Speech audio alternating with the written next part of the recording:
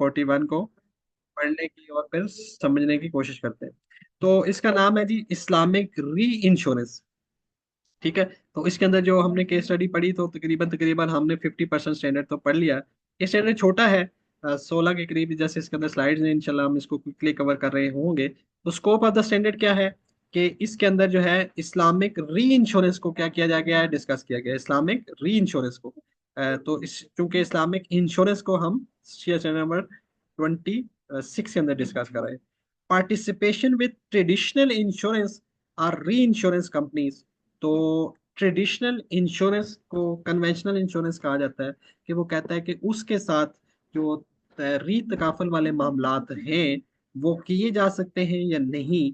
तो इसके बारे में ये हमेशा स्टैंडर्ड बताएगा कि री तकाफल जो हो वो री जो तकाफल है वो किससे हो, इस्लामिक जो है ना री तकाफल कंपनी से हो, या जो है वो कन्वेंशनल से भी हो सकती है। तो इसके अंदर एक तो मेन चीज ये है, और इस तरह कुछ और बातें भी होंगी। Islamic insurance which has already been covered in the separate standard. तो ये तो वो बात कर रहा है कि ये इससे एक्सक्लूड है, इसका पार्ट नहीं है। अब है जी डेफिनेशन ऑफ री इंश्योरेंस। तो हम केस स्टडी पढ़ के आए हैं, तो हम अभी इसको डेफिनेशन को पढ़ते हैं तो हमें इंशाल्लाह समझ आ जाएगी। तो डेफिनेशन ऑफ री इंश्योरेंस क्या है कि Islamic reinsurance refers to the agreement among insurance companies. अब वहां पे इंश्योरेंस के अंदर जो एग्रीमेंट था वो अमंग इंश्योरेंस कंपनी एंड जो है वो क्या किसके था, सॉरी, वो जो एग्रीमेंट था वो था तकाफल फंड और पार्ट पॉलिसी होल्डर के दरमियान था। ठीक है। और जो जो कंपनी थी उसका रिलेशन था फंड के साथ कि या तो वकालत का फंड था, सॉरी रिलेशन था। जूम है स्टाफ वर्किंग, आप लोगों के पास तो स्टाफ नहीं हुआ ना, किसी के पास स्टाफ वर्किंग हुआ है तो उसका इनका मसला है, मैं क्या कर सकता हूँ। अच्छा, आपको तो इशू नहीं आ रहा ना, आपको आवाज क्लियर आ रही है ना? जी। जी क्लियर है, क्लियर जी है। जी। लेकिन क्या करेंगे, माफ कीजिएगा सर, गलती मेरी। अच्छा, तो यहाँ पे क्या है कि वहां पे जो कांटेक्ट था वो उनके दरमियान हो रहा था, यहाँ पे ये मामला इंश्योरेंस कंपनीज के दरमियान हो रहा होगा on behalf of the insurance fund. तो जो इंश्योरेंस फंड है तो उसके बिहाफ पे हो रहा है, जाहिर सी बात है, क्योंकि इंश्योरेंस फंड के अंदर जो एसेट को कवरेज दी गई है उसी एसेट की आगे कवरेज ली जा रही है अंडर देयर मैनेजमेंट के, उनकी मैनेजमेंट के अंदर। जो इंश्योरेंस कंपनीज है उनकी मैनेजमेंट के अंदर जो इंश्योरेंस फंड है उसके बिहाफ पे ये क्या किया जा रहा है, एग्रीमेंट किया जा रहा है। ठीक है। To devise a mechanism for avoidance of part of the risk which the insurance fund may encounter. तो वही है कि अवॉइडेंस का लफ्ज यहाँ लिखा गया है। अवॉइडेंस का लफ्ज जो है वो यहाँ लिखना तो नहीं चाहिए था, क्योंकि अवॉइड तो नहीं कर रहे, बेसिकली उस रिस्क को ये शेयर कर रहे हैं आगे। तो उसके लिहाज से चलो ठीक है, अवॉइडेंस का लफ्ज एओफी ने लिखा है तो इतराज हम नहीं करते, लेकिन अगर जो है ना शेयरिंग का लफ्ज लिखा जाता तो ज्यादा बेहतर। On the basis of such agreement a reinsurance fund which has a distinct legal personality, ये हम डिस्कस करके आगे ये क्या है, and independent financial liability is formed up through making contribution out of the insurance fund paid by the insurance client on the basis of donations। अब ये किस फंड की बात कर रहे हैं, on the basis of such agreement a reinsurance fund. तो पहले एक था इंश्योरेंस फंड, तो इंश्योरेंस फंड था जिसकी एक इंडिपेंडेंट लीगल कैपेसिटी थी। अब एक री इंश्योरेंस फंड बन रहा है जिसकी कंट्रीब्यूशन कहां से आ रही है, इंश्योरेंस फंड से आ रही है। तो ये उसी तरह का एक फंड बन रहा है, लेकिन चूंकि ये किसको प्रोटेक्ट करेगा, किसके लॉस को की इंडेमनिटी करेगा, इंश्योरेंस फंड के लॉस की, इसलिए इसको री इंश्योरेंस फंड कहा गया है, इसको इंश्योरेंस फंड नहीं कहा गया बस। फंड, सॉरी, इंश्योरेंस फंड और री इंश्योरेंस फंड। अच्छा, the reinsurance fund thus formed assume the task of covering part of the risk encountered by the insurance fund। जो इंश्योरेंस फंड को लॉसेस होंगे तो उसका कुछ पार्ट जो है वो क्या करेगा, री इंश्योरेंस फंड उसकी कंपनसेशन या इंडेमनिफिकेशन कर रहा होगा। जिस तरीके से हमने पीछे देखा कि वो 75% ऑफ द रिस्क जो है उसकी वो कवरेज कर रहा था, केस स्टडी हमारे सामने। Reinsurance as describe above constitute the Islamic alternative for reinsurance। तो जिस तरीके से जो इस्लामिक इंश्योरेंस थी वो अल्टरनेटिव थी किसकी, कन्वेंशनल इंश्योरेंस की, तो यहाँ पे री इंश्योरेंस जो है वो किसका अल्टरनेटिव है? कन्वेंशनल री इंश्योरेंस का। बात एक ही है, जुमला एक ही है, लफ्ज री लग गया है साथ बस। Provided that the traditional reinsurance companies which is based on the exchange of reinsurance premium and compensation rather than on donation commitment। कि भाई जो ट्रेडिशनल कंपनीज होंगी, कन्वेंशनल होंगी, उसके अंदर प्रीमियम्स होंगे और वो एक कंपनसेटरी कॉन्ट्रैक्ट होगा जो कि डोनेशन बेस्ड नहीं होगा। तो यहाँ पे जो मामलात हैं वो डोनेशन बेस्ड होंगे, वही वाले मामलात जो उधर रूल हो रहे थे वो भी इधर ही हो रहे हैं, लेकिन इधर बस पार्टी चेंज हो रही है। अब दो कंपनीज आ गई, इंडिविजुअल बीच में से निकल गए। अब है shariah status of the reinsurance. तो shariah status of Islamic reinsurance क्या है? It is permissible to reinsurance with Islamic reinsurance companies. क्या लफ्ज आया है जी? कि इस्लामिक री इंश्योरेंस के साथ करना परमिजिबल है। अब इसने ट्रेडिशनल री इंश्योरेंस कंपनीज की बात अभी नहीं की। तो क्या चीज जायज है कि री ensure with Islamic reinsurance company? जुमला आपको यही आ सकता है ट्रू फॉल्स बन के। तो वो लफ्ज ये कर दे, it is permissible to reinsure with reinsurance companies. अब इस्लामिक का लफ्ज हटा दे तो भाई ये री इंश्योरेंस जो है ये तो कन्वेंशनल भी हो सकती है। तो फिर तो मुझे सोचना पड़ेगा कि ये कौन सी हैं। तो भाई जब तक मैं वेरीफाई नहीं करूंगा कि री इंश्योरेंस कंपनीज शरिया कंप्लाइंट वाली है या गैर शरिया कंप्लाइंट वाली है, दैट्स मीन कि वो इस्लामिक है या कन्वेंशनल है, तो तब तक मैं इसको ट्रू फॉल्स नहीं कर सकता। तो फिर तो मसले में फंस जाऊंगा। तो या तो वो लिख देगा कि कन्वेंशनल री इंश्योरेंस कंपनीज, तो फिर भी मामला आसान हो जाएगा। तो उसको आपने फॉल्स कर देना है, नॉट परमिजिबल। इसी तरीके से अगर ये इस जुमले को इस तरीके से कर दे कि it is impermissible to reinsure with conventional reinsurance company, तो उस सूरत में भी ये मामला क्या हो जाएगा? मामला ठीक हो जाएगा। लेकिन उसने कुछ जगहों पे कन्वेंशनल री इंश्योरेंस के साथ इजाजत दी हुई है, तो वो स्पेसिफिक कंडीशंस हैं। तो फिर वो वाला ये वाली स्टेटमेंट अगर इस तरीके से भी आए तो आपकी राइट नहीं होगी। उसके चूंकि आगे हम स्टेटमेंट में पढ़ते हैं। Share status of reinsurance with traditional reinsurance company. अब इसने बात कर दी खुद ही कि मैंने आपको क्या बताया था कि कन्वेंशनल को ये ट्रेडिशनल कहता है। ट्रेडिशनल का लफ्ज किसके लिए यूज करता है? कन्वेंशनल के लिए। तो उसने कहा कि share status of reinsurance with traditional reinsurance company, कह रहा है इट इज इम्परमिजिबल, इस चीज की इजाजत नहीं है for Islamic insurance companies to reinsure with traditional insurance companies. अब आगे इसने ग्रीन सिग्नल भी दिया है, except when such reinsurance is sought as a traditional as a transitional arrangement stemming from public need which amounts to necessity। भाई जब मजबूरी बन जाए तो उस टाइम आप क्या कर सकते हैं? ट्रेडिशनल इंश्योरेंस के साथ जो है ना वो मामला कर सकते हैं। लेकिन इसने कहा कि such as transitional arrangement. Transitional arrangement ये होती है कि फॉर द टाइम बीइंग आपके पास जो है इस्लामिक री इंश्योरेंस की कंपनीज अवेलेबल नहीं है या इस तरह के कोई मसाइल हैं, तो उस सूरत में फिर आप जब तक कोई आपके पास ऑप्शंस अवेलेबल नहीं हो जाती जहां पे आपके पास री इस्लामिक री इंश्योरेंस की कंपनी हो, तो फिर आप उस टाइम आप किसके पास जा सकते हैं? कन्वेंशनल के थ्रू जा सकते हैं। लेकिन इसने फर्दर उसके ऊपर और भी कंट्रोल लगाए। लेकिन इसने कहा कि स्टेमिंग फ्रॉम पब्लिक नीड, कि भाई ये कोई पब्लिक नीड हो, तो पब्लिक नीड तो वो सोशल इंश्योरेंस वाले मामलात में आएगी। विच अमाउंट टू निसेसिटी, और या ये हो कि ये जो है ना निसेसिटी हो कि भाई ये तकाफल अगर आपने नहीं कराई तो आपको मेजर लॉसेस जो है वो हो सकते हैं। तो जैसे मैंने आपको कहा था कि सोर्सेज ऑफ शरिया के अंदर एक जो है वो प्रोटेक्शन ऑफ वेल्थ है। तो सोर्सेज ऑफ शरिया नहीं के क्या उसको कहते हैं जी?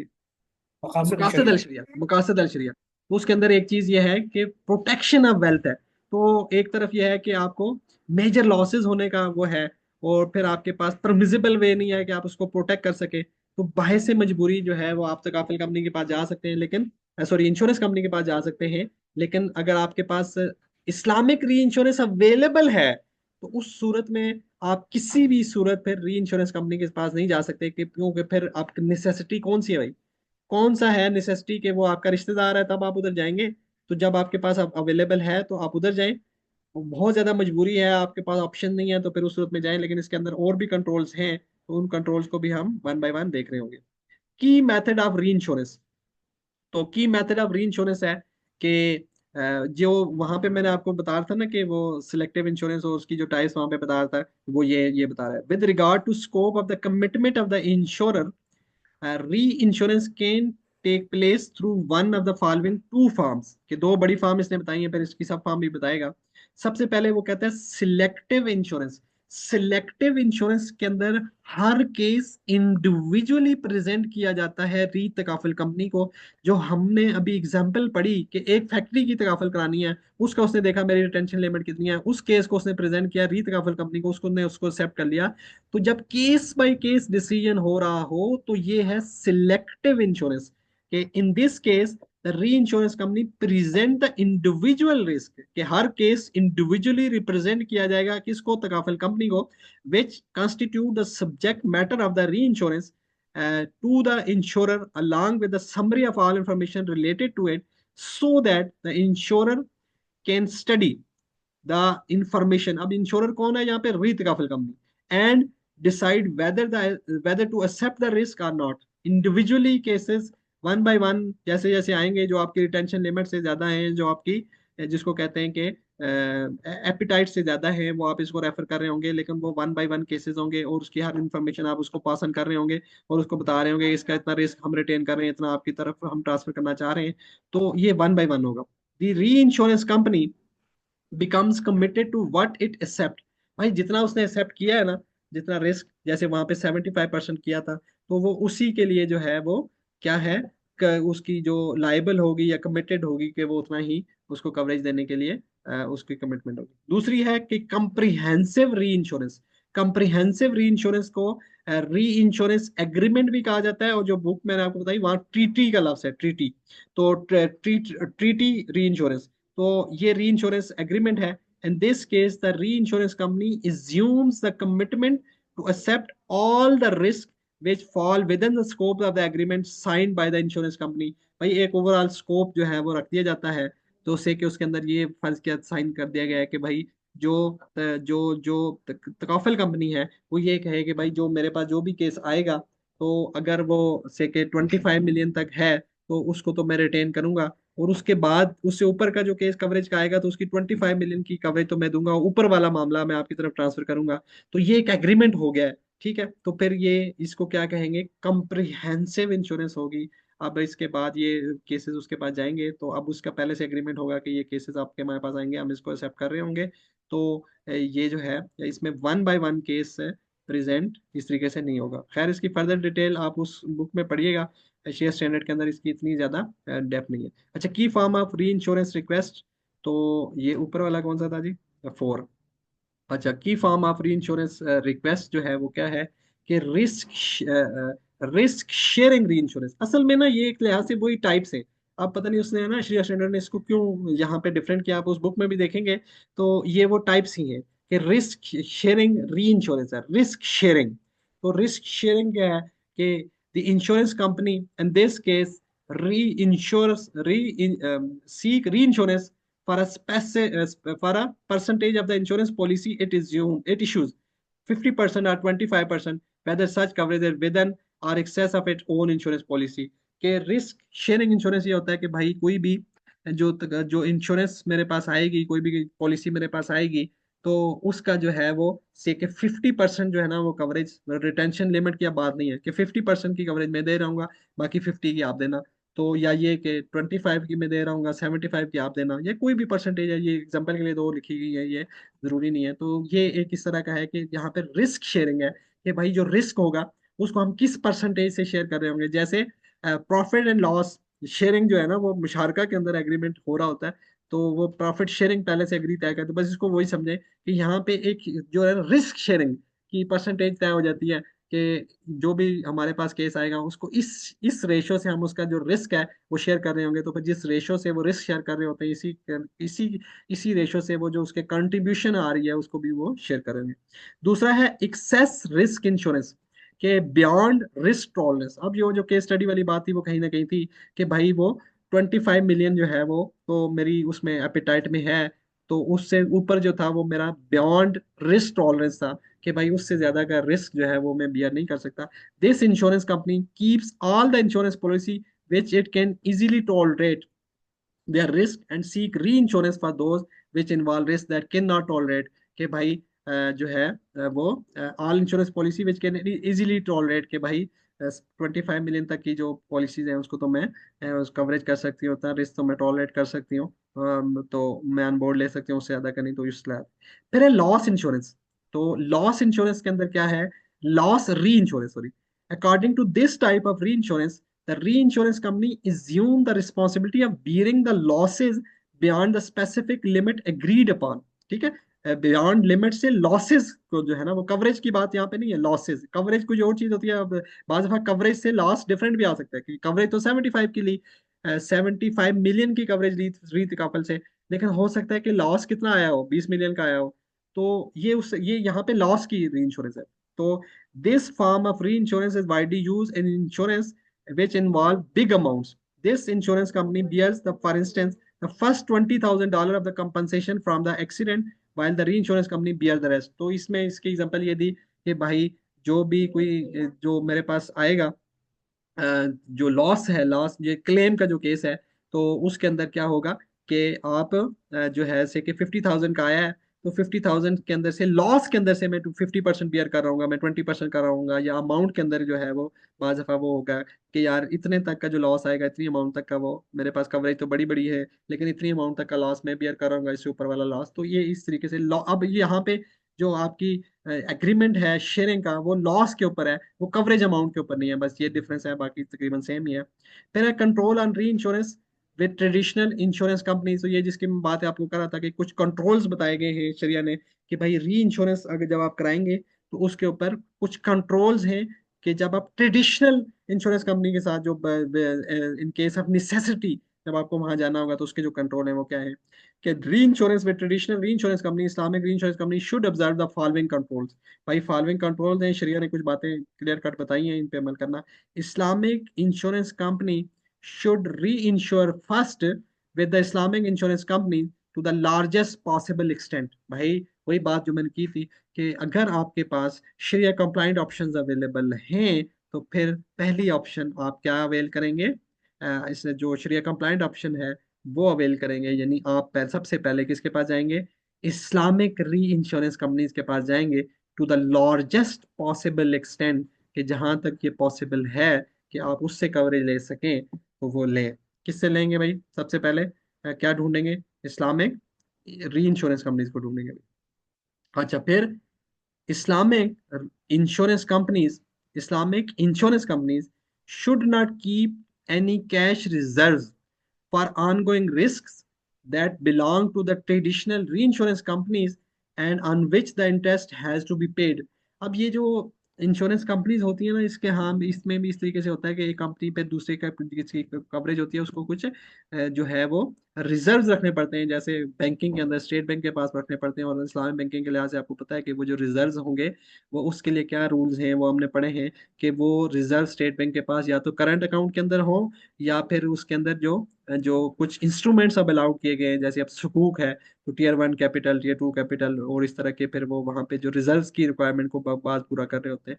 तो जो है वो उस तरीके की बात हो रही है। तो यहाँ पे तकाफल कंपनी के लिए कुछ रिजर्व्स जो है वो क्रिएट हुआ है, तो जिसके लिए अगर उसको उस री तकाफल या री इंश्योरेंस कंपनी को क्या करना पड़े, इंटरेस्ट देना पड़े, तो Islamic should not keep any cash reserve. तो ऐसा इस्लामिक री इंश्योरेंस कंपनी ऐसा उसका कोई रिजर्व है अपने पास नहीं रखेंगी, जिसके लिए उसको क्या देना पड़े, इंटरेस्ट देना पड़े। सिंपल सी बात है। अच्छा, nevertheless, an agreement can be reached before the insurance company and the traditional reinsurance company in order to specify a certain portion of the premium payable to traditional reinsurance company to be retained by the Islamic insurance company। तो जो उसको premium देना है, ठीक है, तो वो retain किया जा सकता है। तो ये वो रिबा वाला मामला नहीं है, प्रीमियम आप रिटेन कर रहे हैं, तो इसके ऊपर कोई एडिशनल तो नहीं दिया। The Islamic reinsurance company can invest retain funds through मुदारबा।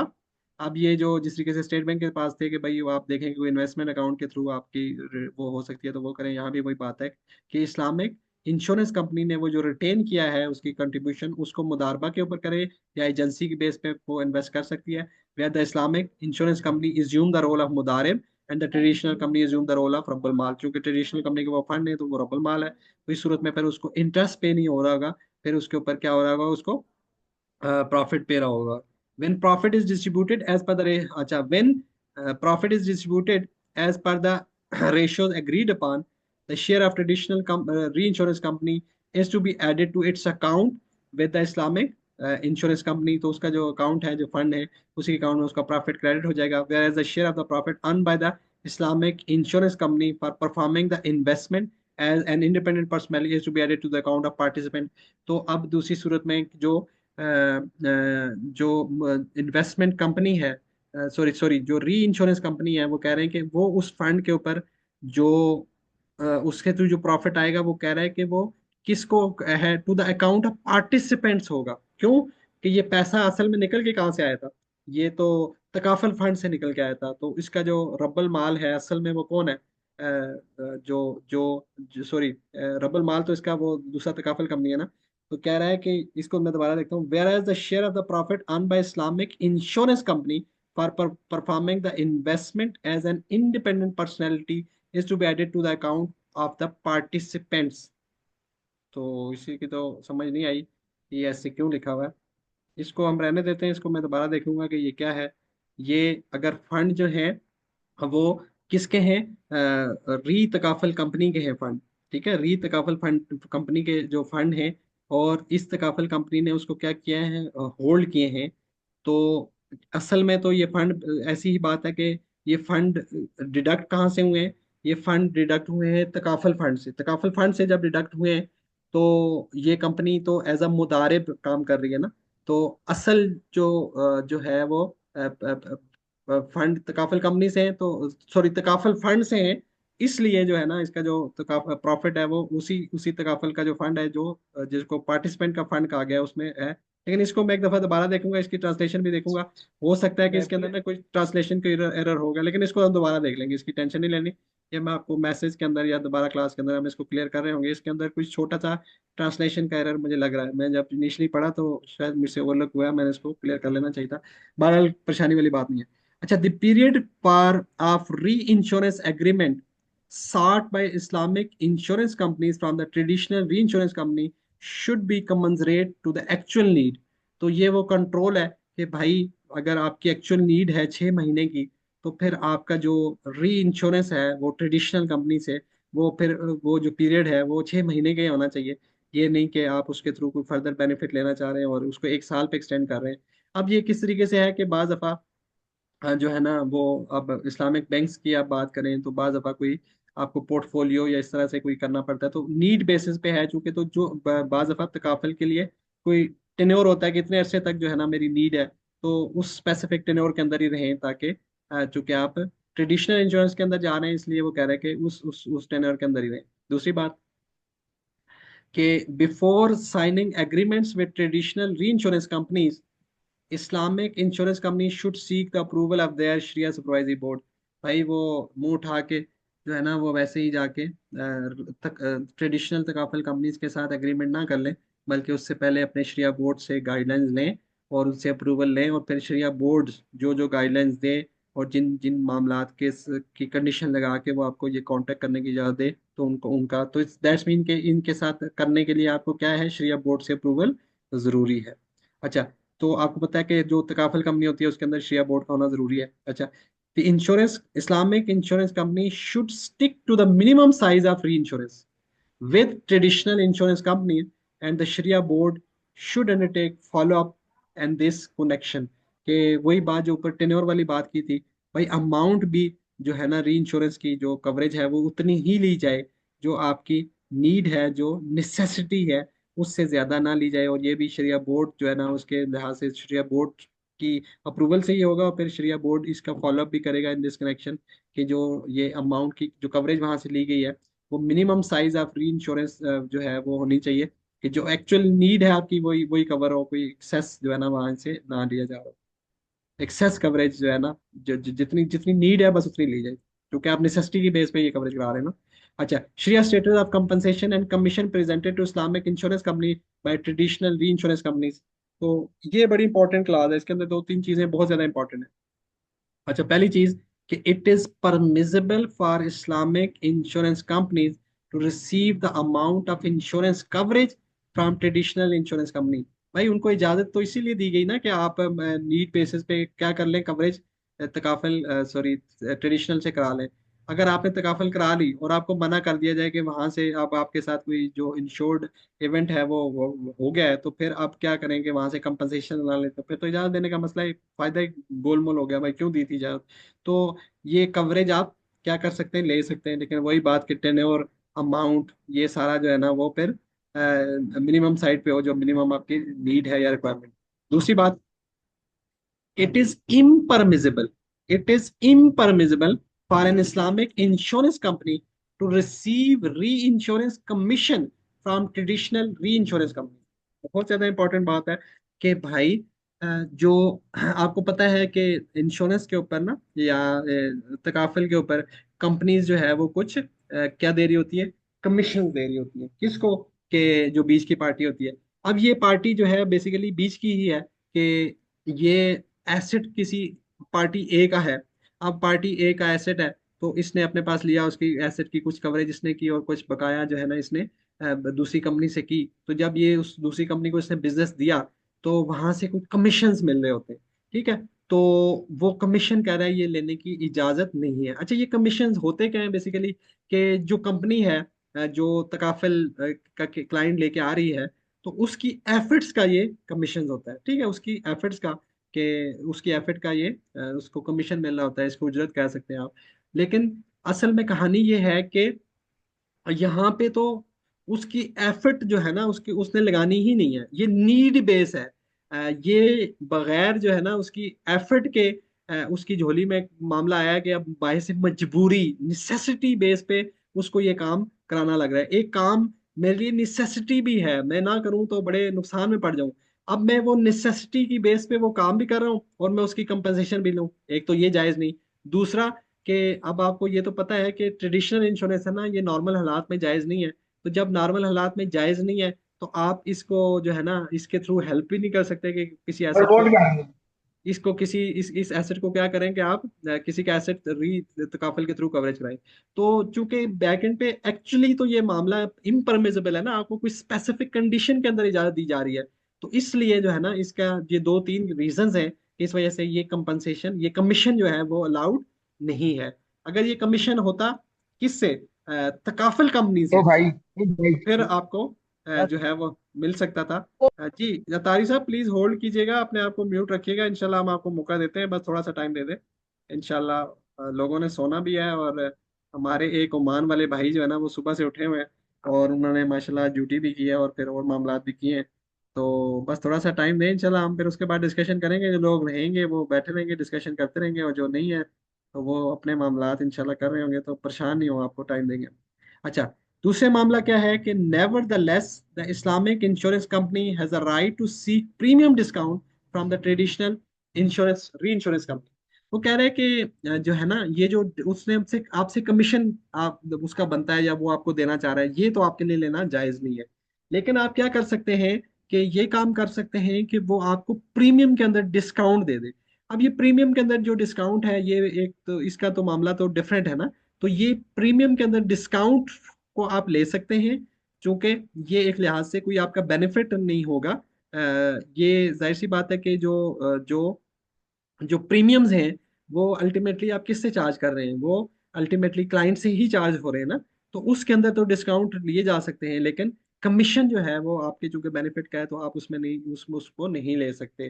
तो ये डिस्काउंट जो है वो चाहे इस फैक्टर को सामने रख के कि भाई आपसे हम कमीशन नहीं लेंगे, आप हमें प्रीमियम के अंदर डिस्काउंट दे दें, इस लिहाज से भी ले सकते हैं। या अगर ये वाला मामला ना हो उसके बावजूद भी अगर आपको वो प्रीमियम के अंदर कोई डिस्काउंट दे, तो ये डिस्काउंट जो है वो लिए जा सकते हैं। क्योंकि एक लिहाज से ये क्या है, प्रीमियम अमाउंट जो है ये तो डोनेशन एक है ना। और यहाँ पे जब कन्वेंशनल इंश्योरेंस के साथ आप कर रहे हैं, तो ये अब प्रीमियम नहीं है, ये परचेज प्राइस है। तो हमने इसीलिए तो इंश्योरेंस को मना किया था कि ये कंपनसेटरी कॉन्ट्रैक्ट है। यहाँ पे जो आप प्रीमियम दे रहे हैं वो प्राइस है, और वो जो आपको कवरेज मिल रही है वो आपका सब्जेक्ट मैटर है। अब प्राइस के अंदर डिस्काउंट का मामला जो है वो आपको पता है कि प्राइस के अंदर तो डिस्काउंट के अंदर कोई इशू नहीं है। तो ये प्राइस के अंदर बेसिकली डिस्काउंट है, प्रीमियम है ना। Premium, this is not a donation. अच्छा, Islamic insurance company should not accept any redistribution of insurance surplus। अब इंश्योरेंस सरप्लस जो है ना, हमने कहा था कि बेसिकली क्या होता है कि इंश्योरेंस का जो बिजनेस है उसके अंदर जो उसका प्रॉफिट होता है वो होता है सरप्लस से है। तो सरप्लस जो है ना, चूंकि इंश्योरेंस का मामला इट सेल्फ जो क्या है, इम्परमिसिबल है, तो वो जो सरप्लस है, वो जाहिर सी बात है कि वो जो इनकम है वो परमिसिबल है ही नहीं है। अब वो सरप्लस के अंदर से अगर आपको कुछ जो है ना वो रीडिस्ट्रीब्यूट करना चाहे आपको, तो वो आप उसको नहीं लेंगे। क्यों नहीं लेंगे? कि ये जो इसकी जो अर्निंग है, जिस तरीके से ये सरप्लस कैलकुलेट हुआ है, वो मेथड ही शरिया कंप्लाइंट नहीं है। तो ये आपके लिए क्या है, हलाल नहीं, आप इसको नहीं ले सकते। लेकिन क्या है कि surplus forwarded bye traditional reinsurance company, इसको आप नहीं ले सकते। और इसी इसके ऊपर भी वही कह रहा है कि nevertheless Islamic reinsurance company can request premium discount from traditional reinsurance company. तो इस फैक्टर को सामने रख के भी आप उनसे ये कह सकते हैं कि हम ये तो नहीं लेंगे, आप हमें प्रीमियम के अंदर डिस्काउंट कर दें। तो प्रीमियम क्या है, वो फिर प्राइस है, तो उसके अंदर क्या है। तो इसमें दो चीजें क्लियर हुई कि हम जो है वो कंपनसेशन जो है वो तो ले सकते हैं उसकी। सॉरी, कंपनसेशन का मतलब ये है, हाँ कंपनसेशन ही लफ्ज होता है कि जो मामला हुआ जिस चीज के लिए कवरेज ली गई थी, तो वो जो कवरेज अमाउंट है वो तो रिसीव कर सकते हैं, हम उनसे कमीशन नहीं ले सकते, नंबर वन। नंबर टू, जो इंश्योरेंस कंपनी का सरप्लस होगा वो उसके अंदर अगर डिस्ट्रीब्यूट करके हमें जो शेयर दे रहा है, जो हम तकाफल कंपनी है, तो री तकाफल कंपनी हमें दे रही है, तो हम नहीं लेंगे। इन दोनों फैक्टर को सामने रखते हुए वो प्रीमियम के अंदर अगर डिस्काउंट दे तो वो हमारे लिए जायज़ है, हम उनको ले सकते हैं। जो कि प्रीमियम क्या है, वो एक वो ये प्रीमियम के अंदर डिस्काउंट, प्राइस के अंदर डिस्काउंट है, तो ये जायज़ है, ये लिया जा सकता है। फिर है शरिया controls on pricing practicing Islamic reinsurance by Islamic reinsurance company. शरिया control on practicing Islamic reinsurance by Islamic reinsurance company. तो इस्लामिक री इंश्योरेंस कंपनीज, एक तो इंश्योरेंस कंपनीज से आती है ना, तो री इंश्योरेंस कंपनीज के लिए भी शरिया के वही रूल्स हैं जो कि इंश्योरेंस कंपनीज के लिए हैं। तो दैट्स मीन उनके लिए शरिया बोर्ड का होना और बाकी मामला, तो ये सारी चीजें उसी तरह है। Islamic reinsurance company should observe the Sharia control on the activities as Islamic insurance companies indicated in Sharia Standard number 26 on Islamic insurance। तो भाई जो Sharia Standard number 26 के अंदर इंश्योरेंस कंपनीज के लिए जो है ना उनकी फॉर्मेशन के लिहाज से, और उनका जो है शरिया बोर्ड का होना, शरिया ऑडिट का होना, उनके कॉन्ट्रैक्ट्स का शरिया कंप्लाइंट होना, और फिर तकाफल फंड का अलहदा होना, और कंपनी के फंड का अलहदा होना, ये जितनी भी रिक्वायरमेंट थी, तो री तकाफल कंपनी भी इन इन तमाम रूल की क्या होगी, पाबंद होगी। with the due consideration to the fact that participant in this case are insurance company। भाई फर्क सिर्फ इतना है कि वहां पे पार्टिसिपेंट जो है वो जनरल पब्लिक थी या कोई कंपनीज थी, यहाँ पे जो आपके पार्टिसिपेंट है री इंश्योरेंस के अंदर, वो इंश्योरेंस कंपनीज हैं। इसके अलावा तो आप दोनों एक ही हैं भाई, कोई मसला नहीं है। तो जो उनके लिए शरिया ने रूल डिफाइन किए हैं वो आपके लिए भी है भाई, रीत काफिल कंपनीज के लिए भी है। फिर है formation of shariah supervisory board. तो यही बात, ये दोबारा ना भी लिखते तो ऊपर वाली बात में ये क्लियर थी कि जिस तरीके से इंश्योरेंस कंपनी के लिए जो है, इस्लामिक इंश्योरेंस कंपनी के लिए शरिया बोर्ड का होना जरूरी, इसी तरीके से री इंश्योरेंस कंपनी के लिए भी शरिया बोर्ड का होना जरूरी। To supervise the process of establishing the Islamic reinsurance company. तो ये उसको सुपरवाइज कर रहा होगा, इसी तरह वेरीफाई इट्स कॉन्टैक्ट कर रहा होगा, डॉक्यूमेंट्स कर रहा होगा, overview its application and submit shariah reports and activities. इसके अंदर फतवास, गाइडलाइंस और सारी चीजें आप ऐड कर लें जो उसमें लिखी हुई थी। तो शरिया सुपरवाइजरी बोर्ड की फॉर्मेशन जिस तरीके से तकाफल कंपनी के लिए जरूरी, इसी तरीके से री तकाफल कंपनी के लिए भी जरूरी। 83, it is permitted for Islamic insurance, it is permissible for the Islamic reinsurance company to provide reinsurance services to traditional insurance company. अब दूसरा मामला आ गया कि भाई जो री तकाफल करने वाली कंपनी है वो क्या है, वो री इंश्योरेंस है, और वो अब कवरेज किसको दे रही है, ट्रेडिशनल इस्लामिक इंश्योरेंस को दे रही है, यानी वो अब गैर मुस्लिम के साथ मामला कर रही है। तो वो कह रहा है इस चीज की इजाजत है, subject to the following condition. The contract to be use should be Islamic reinsurance contract. तो वो जो कॉन्ट्रैक्ट यूज हो रहे हैं वो इस्लामिक, सॉरी ट्रेडिशनल कंपनीज जो है वो अब वो है, और फिर यानी ट्रेडिशनल कंपनीज अपने पोर्टफोलियो की रीत काफिल करा रही है किससे, इस्लामिक री इंश्योरेंस से। तो उस सूरत में फिर क्या होगा कि जो कॉन्ट्रैक्ट है वो शेयर कंप्लायंट होने चाहिए, there should be no linkage, और reinsurance should not involve shariah prohibited object. तो शरिया कोई प्रोहिबिटेड जो है ना वो ऑब्जेक्ट नहीं होना चाहिए। और लास्ट क्लास है financial gains receive from Islamic reinsurance company. तो जो फाइनेंशियल आपको गेन्स है वो मिले किससे, इस्लामिक री इंश्योरेंस कंपनी से। किसको मिलेंगे भाई, ये मिलेंगे उसको इंश्योरेंस कंपनीज को, इस्लामिक इंश्योरेंस कंपनी को किसकी तरफ से मिलेंगे, Islamic insurance. All financial gain which Islamic insurance company receive from Islamic reinsurance companies are considered as lawful gains, क्योंकि दोनों के साथ लाफ्स इस्लामिक रखा हुआ है। तो भाई वो चाहे मुदारबा के अंदर आपके प्रॉफिट्स हो या इस तरह के और कोई मामलात हो, कोई भी कमीशन बेस्ड है या कुछ भी मामलात हैं, वो सारी चीजें आपके लिए जायज हैं। And should not be credited to the account of policy holder, the participant the participant companies of the reinsurance scheme as part of the revenues। तो ये कह रहा है कि all financial gains which Islamic insurance companies receive from Islamic reinsurance companies are considered a lawful gain and should be credited to the account of policy holders। तो policy holders के behalf पे जो है, जो जो तकाफल फंड था उसके behalf पे री इंश्योरेंस कराई थी। अब वहां से जो भी इस तरह के बेनिफिट आएंगे तो वो पॉलिसी होल्डर का जो फंड है, तकाफल का जो फंड है, वो उसमें जाएगा। जो कि लेकिन वो जो कंपनी है जिसके शेयर होल्डर का जो अकाउंट है या जो तकाफल, सॉरी, उस कंपनी का अलग जो अपना अपना अकाउंट है, उस अकाउंट के अंदर ये नहीं जाएंगे, क्योंकि ये पार्ट होंगे रेवेन्यूज का। पॉलिसी होल्डर तकाफल के जो फंड है उसका उसका वो होंगे, तो ये उस फंड में जाएंगे। तो ये बात ये कर रहा है, वो कंपनी का जो है ना वो क्रेडिट में नहीं जाएंगे। तो शेयर स्टैंडर्ड खत्म हुआ।